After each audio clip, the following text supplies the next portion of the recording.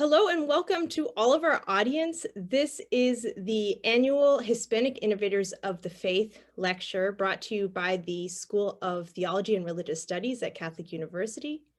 I want to give a big thank you before we begin to our co-sponsors who helped to organize this event and publicize this event, our new Institute for Latin American and Iberian Studies, the Office of Campus Ministry, the Center for Cultural Engagement. A few housekeeping items. This event will last from noon until 1 p.m. We're going to save the Q&A for the last 15 or 20 minutes, but throughout the event, you all can feel free to use the chat feature to post your Q&A, and we'll be curating them, your questions throughout the event so that we have a nice spread of questions for our panelists. My name is Maria Cecilia Ulrichsen, and I am an assistant professor in theology and religious studies here at Catholic with a focus on Black Catholicism and Latino Catholicism. And it is my pleasure to introduce our two panelists very briefly. Michelle Maldonado is Dean of the School of Arts and Sciences at the University of Scranton and a religious studies scholar. Nichole Flores is an ethicist in the Department of Religious Studies at the University of Virginia. And we'll begin with their comments and then launch into some conversation. Michelle, can I welcome you and invite you to begin? Yes, thank you. And thank you so much for the invitation. And I'm really flattered and looking forward to presenting with Nichole and the conversations and questions that'll come after. So I'm the daughter of Cuban immigrants, or to put it precisely, political refugees that fled Cuba in 1960 after Fidel Castro's 1959 revolution. And my parents really raised me with a simultaneous emphasis on all things Cuban, and at the same time, a deep respect for the United States. So my earliest childhood memories are in Spanish. I actually have no recollection of the English language until I started kindergarten when I was 5 years old. But in spite of being raised in that Cuban microcosm that is Miami, my parents also really transmitted a deep love for the US to me and my brother. And they were literally the American dream. You know, they famously came here with $100 smuggled in a pen wrapped around the ink cartridge. After spending weeks in Miami faced with signs that said, no dogs, no Cubans, my father found a job at a dry cleaner. They took English lessons at night at the local public school and eventually saved enough money to move to New York, where my father completed his MBA at NYU. My mother worked at an orphanage and then as a bookkeeper. They eventually moved back to Miami and my father completed his law degree. And, you know, throughout my life, my parents reminded me of the opportunities and freedoms here in the US, the things that we should never take for granted. And I would like to think, you know, I don't. However, I also know that part of why my parents are immigrant poster children is the political refugee status they were given immediately, their white skin, and their professional backgrounds.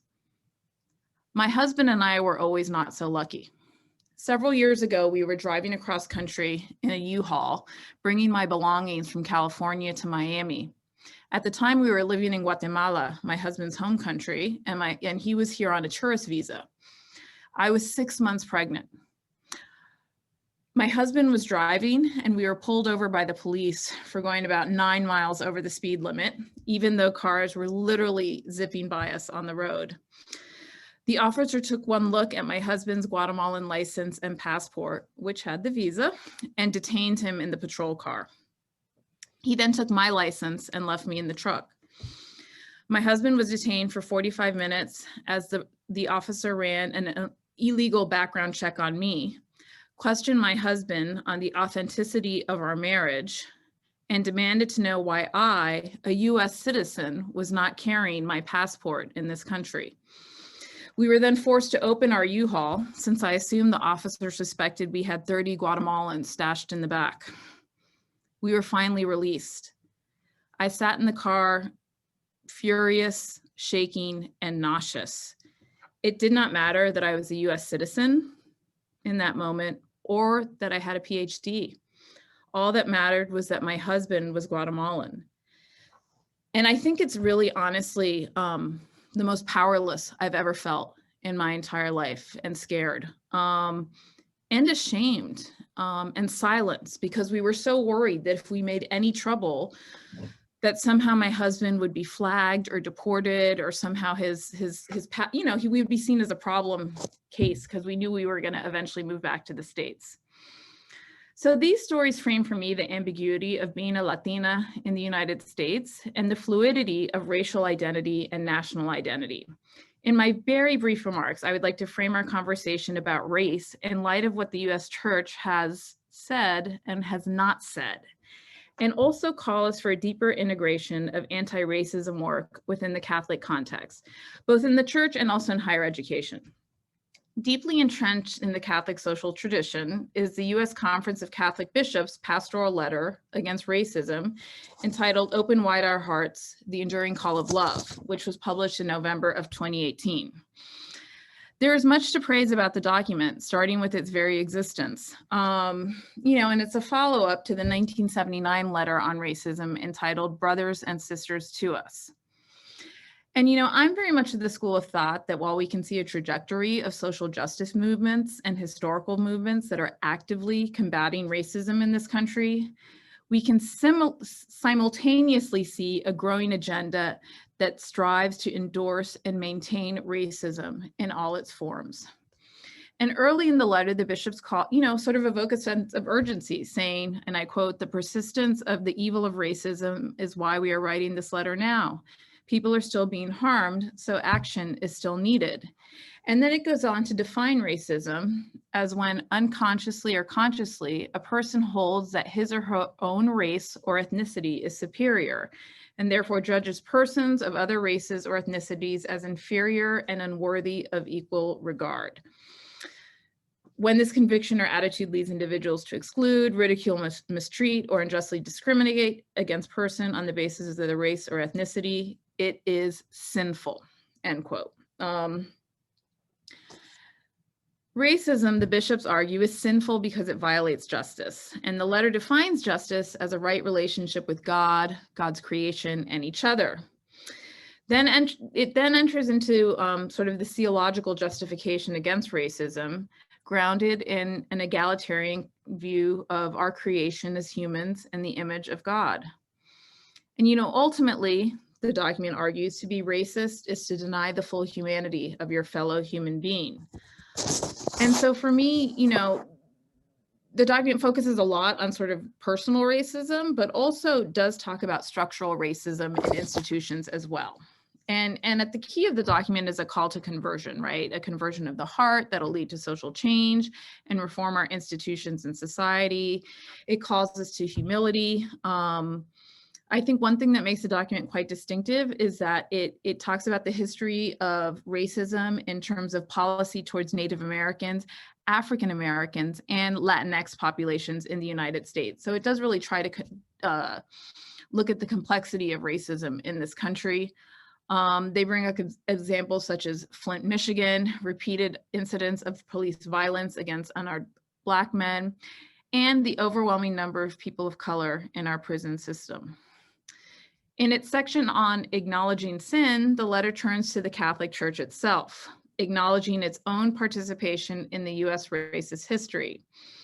And while I appreciate the acknowledgement, it's less than 2 pages. So it's quite a long document, and sort of that self-reflection is not a substantial element of the document. And really, until we acknowledge as a country our original sin of race, and I would argue as a church, frankly, as well, throughout the Americas, and I can talk a little, we can, in the Q&A, if we want to talk a little more about the broader Americas, this original sin of racism, it's going to remain unchecked. The thing that always strikes me about conversations about racism, particularly in Catholic contexts, and I would say that in universities and also in the church, is if we're not talking about it, we're not talking about it. If that makes sense. If we're not talking about it, it disappears. It's suddenly not, it's something that constantly folks have to be reminded of its existence.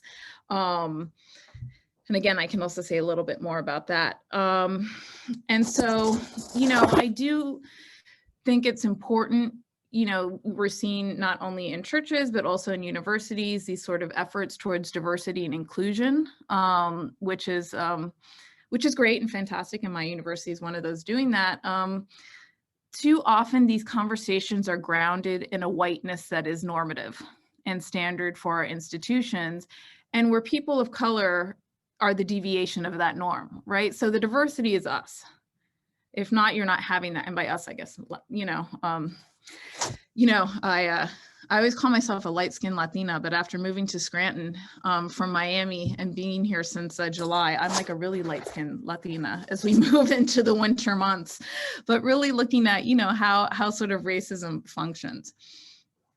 In spite of the bishop's document, there is a lack of social analysis in the church's reflection on racism and a lack of self-reflection. And here I really agree with Brian Massengale's work on racial justice in the Catholic Church when he talks about the U.S. Church as a white racist institution, where where whiteness remains normative for our understanding of dominant U.S. Catholicism, even though our demographics show us otherwise. And really to conclude, because I don't want to take too much time, if Catholics don't understand racism as a force in direct conflict with their faith, that's really important, a force in direct conflict with their faith, they will never become active in the struggle against racial injustice. And if the church does not acknowledge and repent for its participation in racist structures, it will never be a prophetic voice.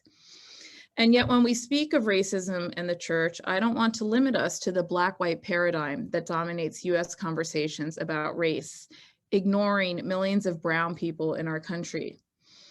There are many scripture passages I could cite to attempt to ignite the church, right? And all of us into action. Matthew 25 is one I've often used, or the parable of Lazarus and the rich man, the teachings of and love of neighbor and the Beatitudes. However, one passage I would like to quote today is from Paul, who frankly does not really receive the same love from Catholics as he does from our Protestant brothers and sisters. And in his first letter to the Corinthians, he writes, God chose what is foolish in the world to shame the wise, chose what is weak in the world to shame the strong, chose what is low and despised in the world, things that are not, to reduce to nothing things that are. We must allow ourselves to be shamed and acknowledge the ways in which we both consciously and unconsciously promote racism. If we do not acknowledge it, then it will continue to fester in us, our churches, and in our nation. As Pope Francis reminds us in Fratelli Tutti, he writes, racism is a virus that quickly mutates and instead of disappearing, goes into hiding and lurks in waiting, end quote. We must change, we must transform, and frankly, stop denying. And I have to, kind of conclude on this. I suspect we'll get into politics very soon. I am very concerned with the election of Joe Biden, that attention to racism and anti-racism work will become, to put it bluntly, will become irrelevant. That somehow people will think that things are going to be okay, as they did when Obama was elected. And we will once again decentralize anti-racism work as fundamental to the church and our universities. I hope I'm wrong. I hope it doesn't take I hope it doesn't disappear, these conversations, and it take another Black man or woman being killed to remind us again how acute these conversations need to remain. We continue to need a lot of personal and institutional self-reflection, and this challenge is essential for us, for our church, and for our universities. The first step in combating racism is acknowledging the racism in our midst. Thank you very much. Thank you, Michelle. And now I'd like to invite Nichole. Will you please share your comments with us? Absolutely. Thank you so much for having me, Maria Cecilia. And it is such a pleasure to be on a panel with Michelle Maldonado, in part because so much of my thinking about Latinas and difference and race has been influenced by your writings. So it really is an honor to be here. And I think my perspective will be a little bit different. I think, definitely, will vibe with each other, but it'll be a little bit different in part because my field of inquiry is Catholic theological ethics, but even more so here at UVA over the past couple of years, I have not been teaching in the religious studies department. I've been in a program, an interdisciplinary program that teaches the new, our new college curriculum to UVA incoming first year students, which has been fantastic. And through that arrangement, I've been co-teaching with a member of the media studies department who is very different from me in any way that you can imagine. He is a Jewish gentleman from Brooklyn in his mid-70s who comes from, you know, a very different time and place than I do. I'm originally from Denver, Colorado. I'm obviously not in my mid-70s. I'm Catholic, very Catholic, some might say devout. And my colleague, he is culturally Jewish, but is certainly not, you know, a believer of any in any way or shape imaginable. So it's been a really interesting encounter to be teaching alongside each other during these very unsteady and destabilizing political and cultural times, especially in relation to race. So I kind of want to begin with some of what I have been reflecting on as someone, as a theologian and an ethicist working in relationship with a media studies person. And I've found through my work in media studies, even though it's been very limited, that something that is no secret to any of you who are on this call already, that the media narratives that are available to us of Latinos, Latinas, Latines are very flat and simplistic, especially concerning race.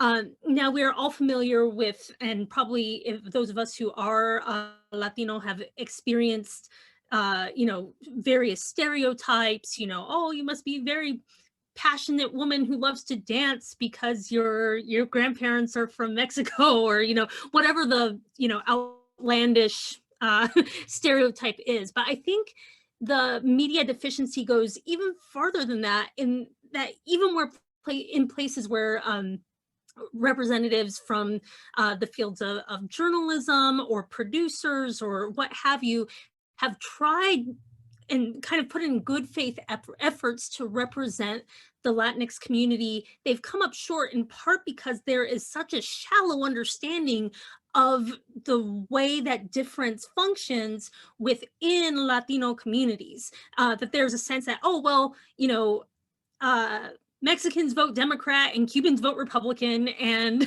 you know, that's just how it is, and that's all the narrative that we need in order to understand, you know, who Latinos are, or what their interests are, or what they want for the United States or for the world, and even beyond that, and more relevant, I think, to our common interests in Catholicism, you know, trying to understand the way that that religion, especially Catholicism, but also various forms of Protestant religion, influence our understandings of difference among Latinos is very important to keep in mind and to interrogate.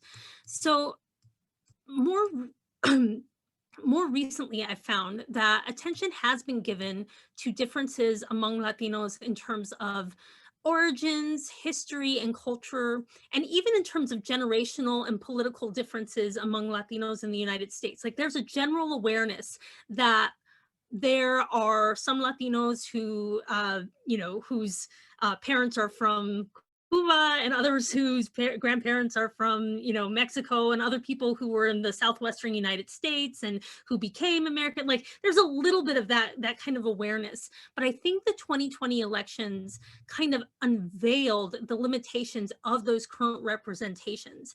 So, for example, the media seemed very surprised that not all Latinos voted for Joe Biden, even though nearly 2/3 still did, and the more than 1/3 who did not, you know, Trump didn't even get the highest number of Latino voters of any president in the, or any candidate in the 21st century. That was George W. Bush in 2004. He got nearly 40%. So this is not some secret that Latinos are capable of not voting for the Democratic candidate. And yet the media narrative was, oh, there's, clearly Latinos have rejected the Democratic Party and are now all becoming Republicans. And that narrative, I think, had a hard time comprehending the differences that are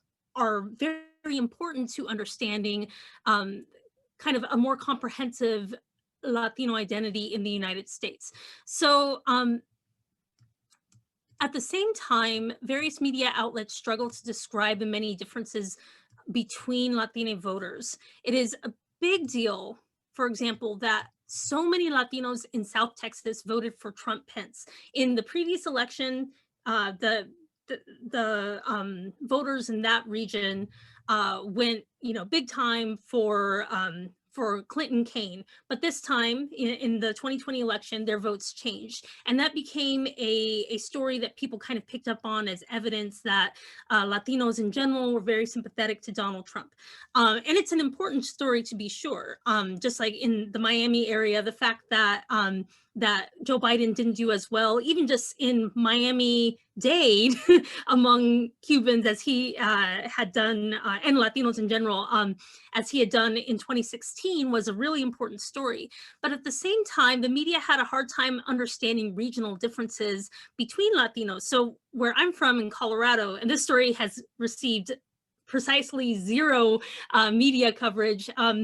So Colorado, once upon a time, was either a toss-up state or even just slightly red. And over the past several cycles has gradually become more and more reliably blue until this year. Technically Colorado was considered, a toss-up state, but not really. Everybody knew that, Biden was going to win Colorado. And a part of that sea change has been driven by the advocacy of Chicano activists in Colorado. So something different is going on there than in South Texas. And a very thin understanding of Latino identity is preventing our larger culture from really asking the questions, what's going on here? What makes the Latinos in Denver, Colorado different from those in Brownsville, Texas? And how do we ask questions that help us to understand those differences so we can understand how Latinos are situating ourselves in relation to the American National Project, in relation to each other, in relation to people both white and Black, and how that influences our views of race and racism today. Which brings me to another point, and I think I'll end here so I can hear from you guys. I'm really more interested in the questions that both Maria Cecilia has and that you all have as attendees. So one of the big questions that even Latinos are not asking ourselves in large numbers is how our identity relates to Blackness. I think that, again, this overly simplistic media narrative does this thing where it says white people here, brown people here, Black people here, without recognizing the deep connections between Latino identity and African-American identity, and trying to make sense of the presence of the body of the Afro-Latino in our work. And I would indict even Latinos working in theology and ethics and in other fields for really erasing, either consciously or unconsciously, erasing Blackness from our consideration of what it means to be Latino today.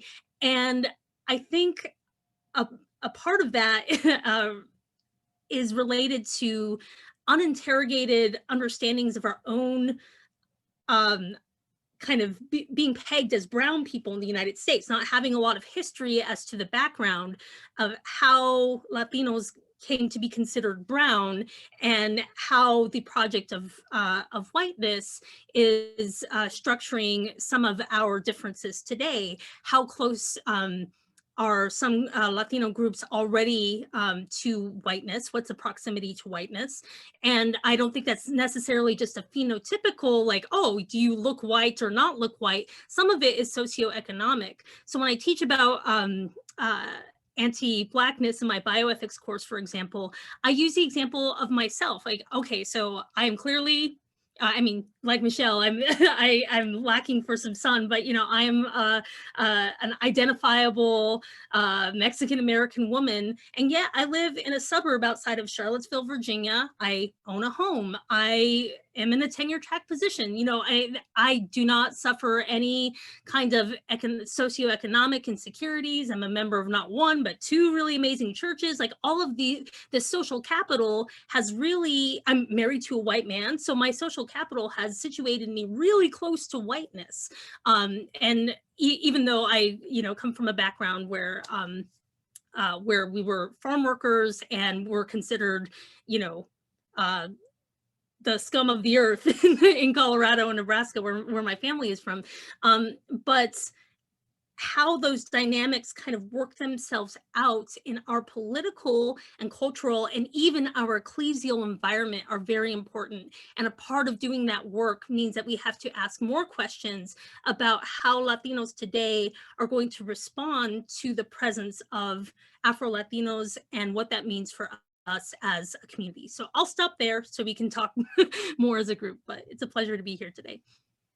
Thank you, Nichole. And before I launch into some of my own questions, I also want to remind the audience, you all can use either the chat feature or there is a Q&A feature to start populating questions. So you don't have to wait until I officially open the floor. Feel free to start brainstorming and bring your questions to the table.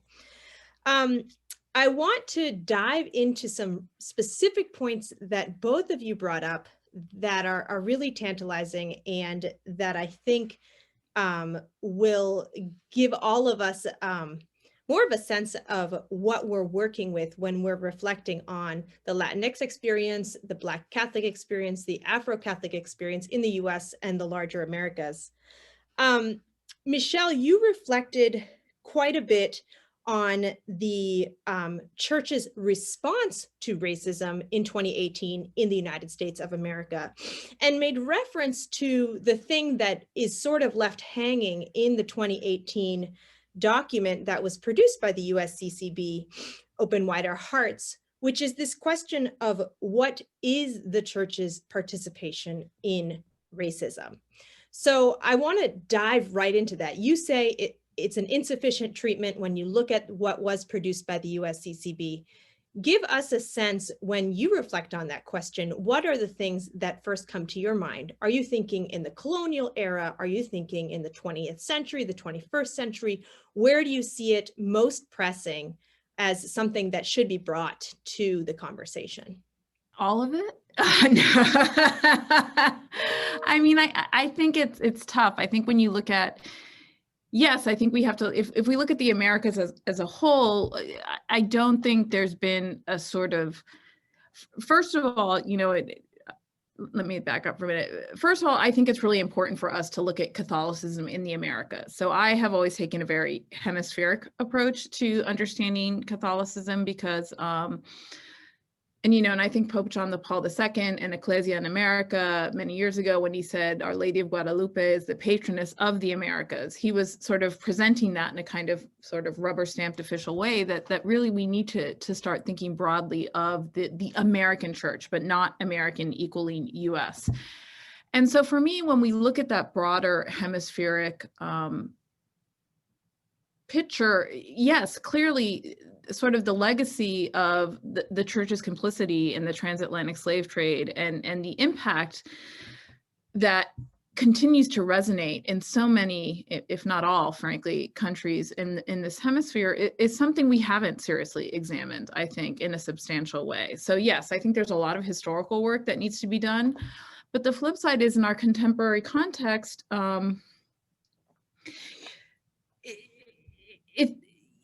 whiteness remains normative in a way that, and what you know, like if you look at the diversity offices in the church, you know, it's like Latinx and Asian and Black, and I'm like, well, whiteness is diversity in the Catholic Church, and increasingly will be a minority population in the Catholic Church, but it's not in any way here in the US. And if we talk about the hemisphere, it already is a minority, right? A minority racial group, but that's not how in this country we sort of self-understand Catholicism.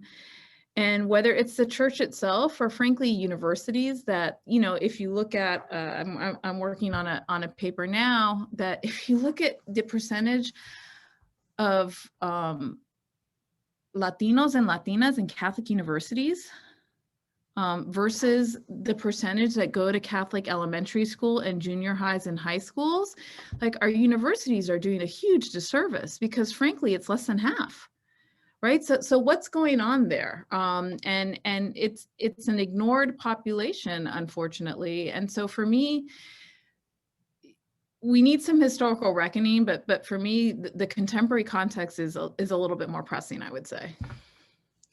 And when you bring up the contemporary context, this is a nice segue to a question that I have for Nichole. So Nichole, you gave us a really rich sense of how specific Latinx groups, specific Chicano activists, for example, have changed the political scene of the United States of America. So there's this call to engage in more reckoning with the differences that we can identify within the Latinx community and the community of people of color in the United States broadly and in the church specifically. So then this prompts a question that I have about the church, which is if we put on this radar for where are the specific differences and what are particular groups within Latino communities doing, what are particular Latino Catholics bringing to the church? How have they already transformed the American church? And I think Michelle is sort of hinting at this. And where might they continue to transform the church and bring it somewhere new in the next 2 decades, for example? Yeah, absolutely.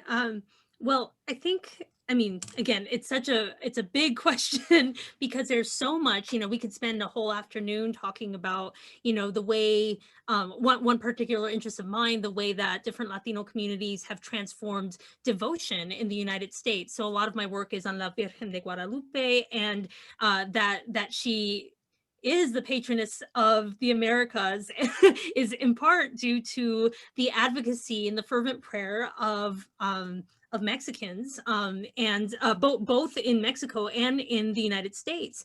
And that I think that Latinos are really helping us as a church to even identify some new challenges in terms of how we relate our faith to public life. So when you think about Guadalupe, one of the fascinating things about her image is that so many different people with different political interests have kind of latched on to her image. And you know, she is on the banner. You know, I know that the March for Life last week was virtual, or this weekend was virtual, but you still saw Guadalupe in these virtual images. But also, she is on the banner for farm workers' rights or for immigrant rights, and the political actors who support those causes aren't always aligned with one another. So on one hand, we start seeing, okay, so these devotions are kind of showing us the way that our political lenses don't really serve the faith very well, because she really could be on the banner for all of those causes and many more. And if anything, and this is where I think the real contribution of Latinos in the United States has been and is going to be, is how we mediate those differences. And that's why it's important to kind of, you know, for me, I come from a really big Mexican family, so this is true. So all these conversations about like, oh, how did Latinos vote? Like in my very huge family, like we voted all different kinds of ways, including people who voted libertarian, and we're like, Latino libertarians, they exist, you know. So we voted for Biden, we voted for Trump, we voted for everybody, and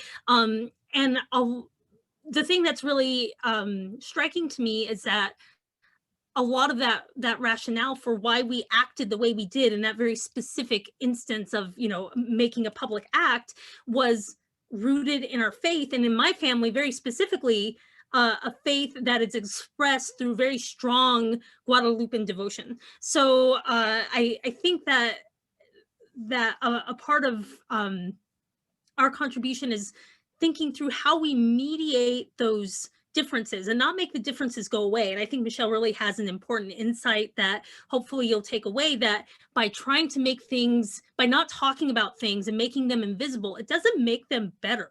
It doesn't, you know, racism isn't going to go away if we don't talk about it. And this is why, you know, I've written about this in America Magazine before. So here in Charlottesville, obviously we had this terrible incidents of white supremacists converging upon our city and either threatening or enacting violence against Black people, against Latinos, against immigrants, against our Jewish and Muslim sisters and brothers. I'm surprised that they didn't say Catholic, actually, you know, because they hated everybody, you know, they were spewing hate for everyone. And the parish that I go to, rather than, you know, making a big like, oh, okay, we're going to make a big political statement out of this, they had a special, they held a special rosary and an opportunity for confession for all of us to confess the way that we personally have been complicit in acts of racism, you know, all of us who were there, you know, whether we were Black or brown or white or whatever, you know, that they were really encouraging all of us to do that. And I thought that was really a fantastic best practice because it named what was going on, and it helped us to speak about it, perhaps clumsily at the time. You know, some of what was prayed and said by my fellow parishioners, I was like, I don't agree with that, but you know, it gets it out there in the open. And I think that's one gift that we can really give or continue to give to the church. I want to bring the conversation to something that both of you have made reference to, which is widening our gaze beyond the United States church to reflect on, well, if you're thinking about widening your gaze beyond the United States church, it means you're going to necessarily think beyond the sort of white Irish Catholic church and to reflect on the increasingly majority of the Catholic church here, which is brown, people of color, and Black, and immigrant, and also Native. And if you're widening in terms of geography, then how does the context of the larger Americas help us to frame our understanding of where the church is now and what it is doing or has yet to do? So let me frame that as a question now. Let's think hemispherically, and let's bring together the experiences of Catholics of color, not just reflect on Latinx Catholics. What does that do for us as scholars, and what does that do for the church? And either of you can jump in. I guess I can start by saying 2 points. The first thing it does is make us realize that race is much more complex than we often depict it in the United States.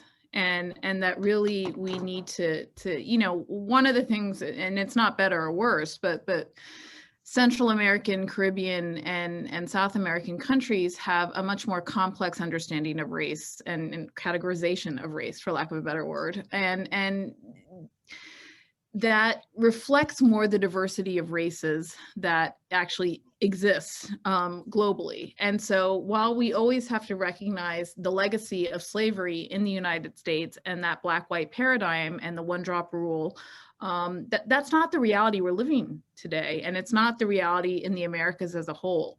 So one thing I think would be really important is that to sort of be attentive to that complexity of race. That is a reality. The second is how, and this is where my research is focused on, how African, but frankly also indigenous traditions have shaped Catholicism throughout the Americas. And this is not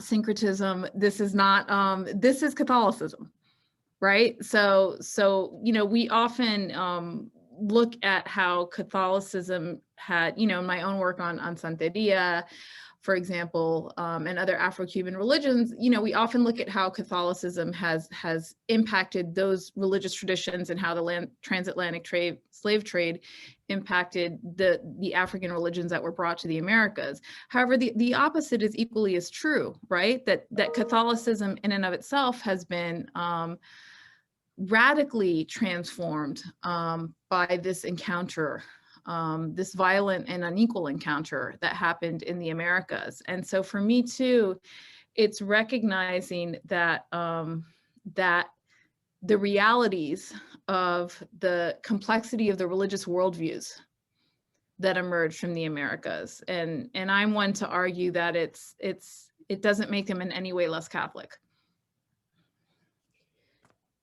I'm going to jump in there for a second. The floor is still open for you, Nichole, just because what you say resonates very much with me, Michelle, and with my own research, which is specifically looking at the ways that Catholicism has transformed under the practices of enslaved and free people of African descent in the Americas. And what I have found is that basically in every context where the sacraments are administered, if they are administered or not to Black Catholics, the sacraments themselves are changing, their meaning and the way that they are being administered. So, and this is something that continues and that you still see traces of. So you see the shifts in the understanding of baptism when bishops are arguing whether or not they ought to baptize enslaved Africans, shifts in the understanding of confirmation when they're trying to understand why slave owners don't want to baptize enslaved people, shifts in the understanding of what marriage is, because marriage would give paternity rights that slave owners don't wish to grant. And these things don't just disappear with emancipation, they do persist. But Michelle, I don't want to completely derail the conversation, and I do want to give Nichole a chance to also jump in here, hemispherically or more just broadening our lens to include all Catholics of color. Do you have thoughts on this?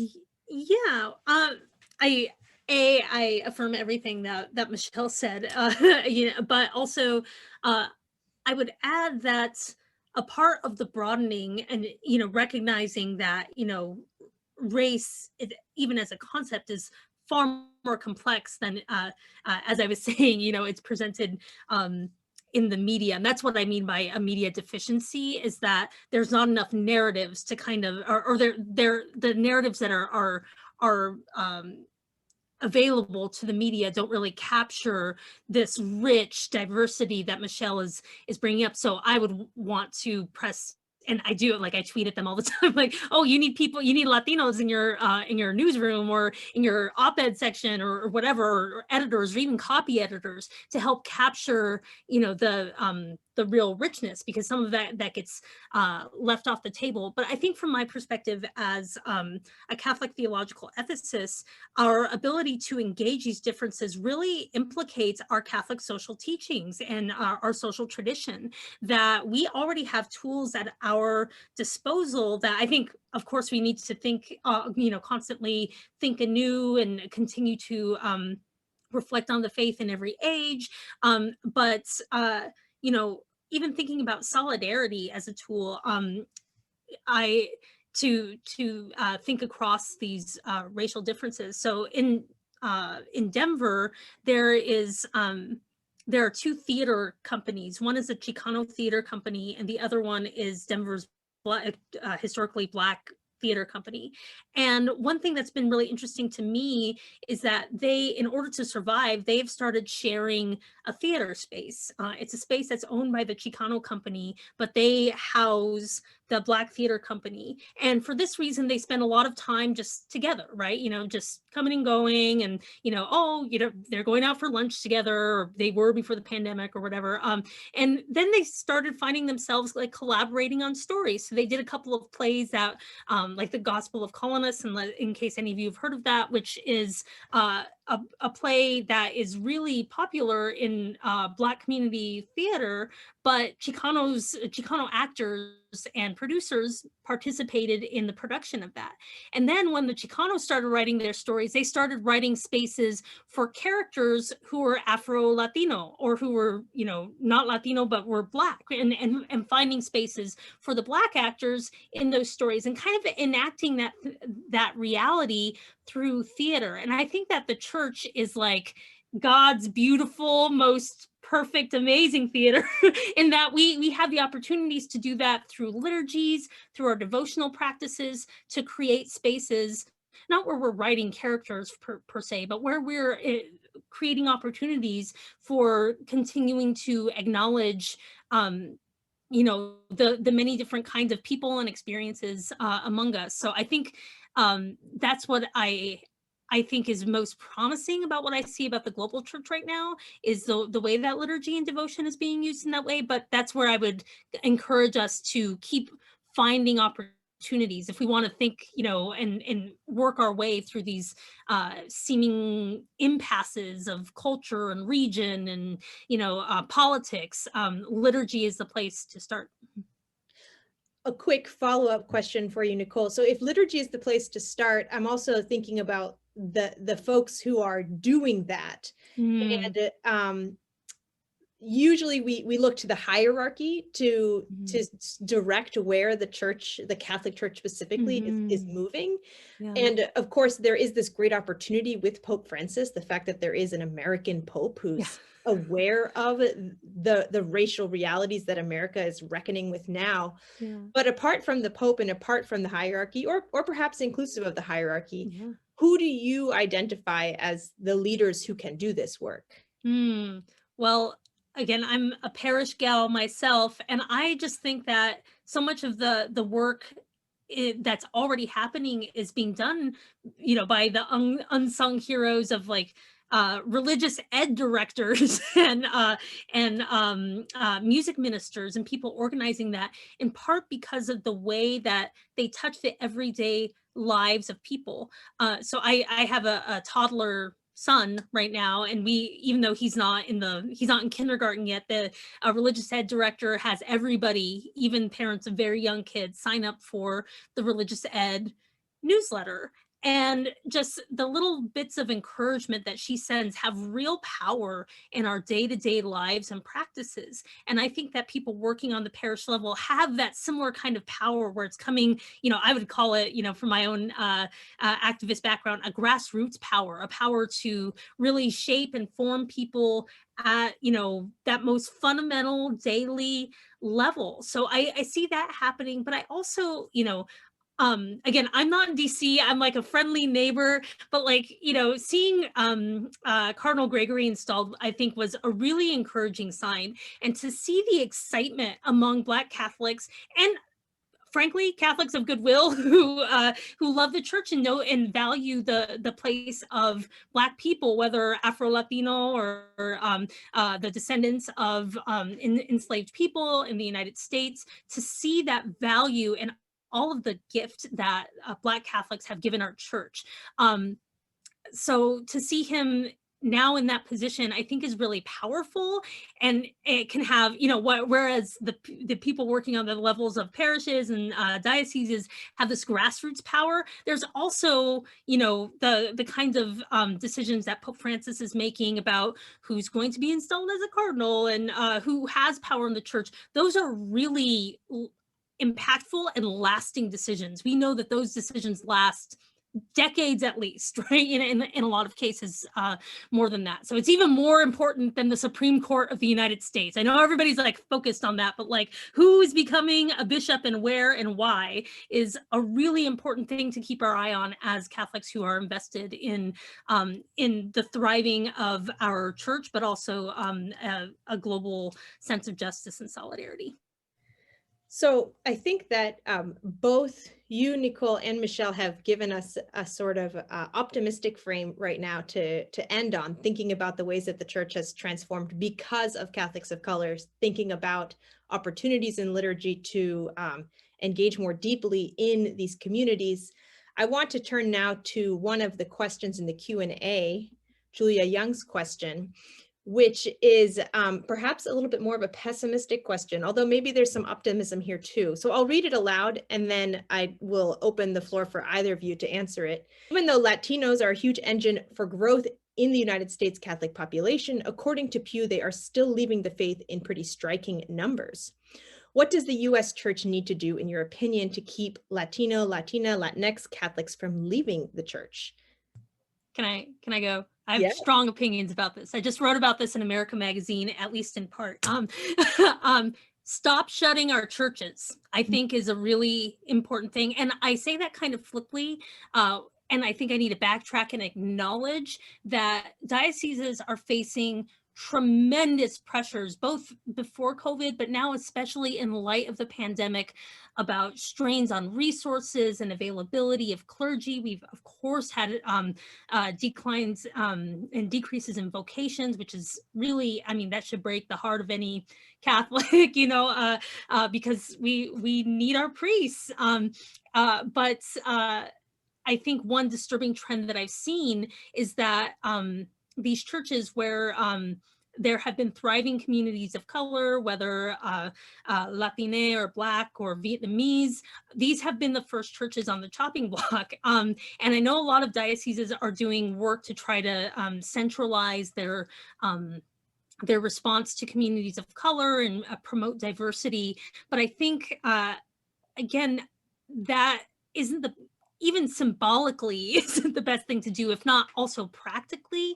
It seems to signal to various communities of color that we are, you know, not important to the church. And I think that the message coming from the church has to be that we value you, we value your presence, that we're not going to, you know, think of you as just an add extra, you know, to the real work that we're doing. And I think it gets back to this point that Michelle has made of the normativity of whiteness, that in, you know, choosing more often than not the Latino parish to be shut down and to merge with the white parish, that is sending a message, even if it's no one's intention to exclude, it's saying something. And I think that's a practical area. Again, it's a tough one to, you know, convince people like, oh, okay, shut down this white parish over here instead of this Latino parish,